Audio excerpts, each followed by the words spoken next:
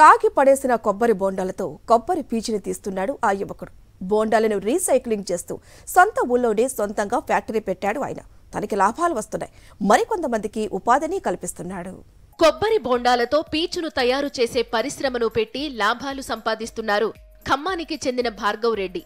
అంతేకాదు, ఆయన మొదలు పెట్టిన ఫ్యాక్టరీ వల్ల 15 మంది ప్రత్యక్షంగా, మరో 10 మంది వరకు పరోక్షంగా ఉపాధి పొందుతున్నారు. నిరుపయోగంగా పడి ఉండే కొబ్బరి బోండాలతో వ్యాపారం చేయాలని ఆయన అనుకున్నారు.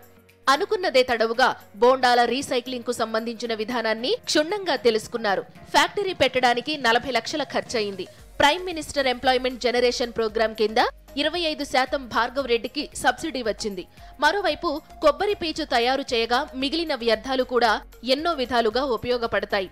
ముఖ్యంగా నర్సరీలలో పెంచే మొక్కల ఎదుగుదలకు వ్యర్థ పదార్థమైన కొబ్బరి పొట్టు బాగా ఉపయోగపడుతుంది.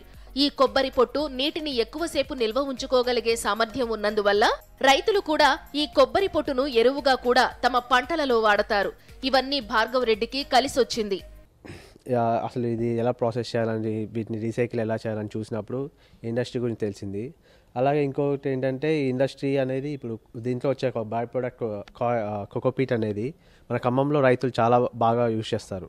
వీళ్ళు అంతకుముందు మన ఆంధ్ర సైడ్ నుంచి తెచ్చుకున్న వాళ్ళు, వీళ్ళకి ట్రాన్స్పోర్ట్ అనేది చాలా బర్డెన్గా మారుతుంది. సో ఇప్పుడు ఇది మన దగ్గరే ఉంటే ఈ కోకోనట్ రీసైకిల్ అవుతుంది. అలాగే ఈ కోకోపీట్ అనేది మన వాళ్ళకి, మన రైతులకి ఎంతో యూస్ అవుతుందని చెప్పి ఈ ఇండస్ట్రీ అనేది ఇక్కడ పెట్టడం జరిగింది. సో దీంట్లో వచ్చేసి ఈ కోకోనట్స్ హస్క్ నుంచి 2 ప్రొడక్ట్స్ తీస్తామన్నమాట. ఒకటి కాయిర్, ఇంకోటి కోకోపీట్. ఈ కాయిర్ వచ్చేసి మనకు మ్యాట్రెస్కి, సోఫాస్కి, అలాగే రోప్స్కి, వినాయకుడి విగ్రహాలు తయారు చేయడానికి, కాయిర్ పాట్స్కి, ఇలా చాలా వాటిలలో యూస్ అవుతూ ఉంటుంది. ప్రస్తుతం మార్కెట్లో కొబ్బరి పీచు టన్ను ధర 12,000గా ఉంది. మరోవైపు ఉపాధి కల్పించే ఇలాంటి పరిశ్రమలపై దృష్టి పెట్టి సొంత కాళ్లపై నిలబడాలని యువతకు సలహా ఇస్తున్నారు భార్గవ్ రెడ్డి.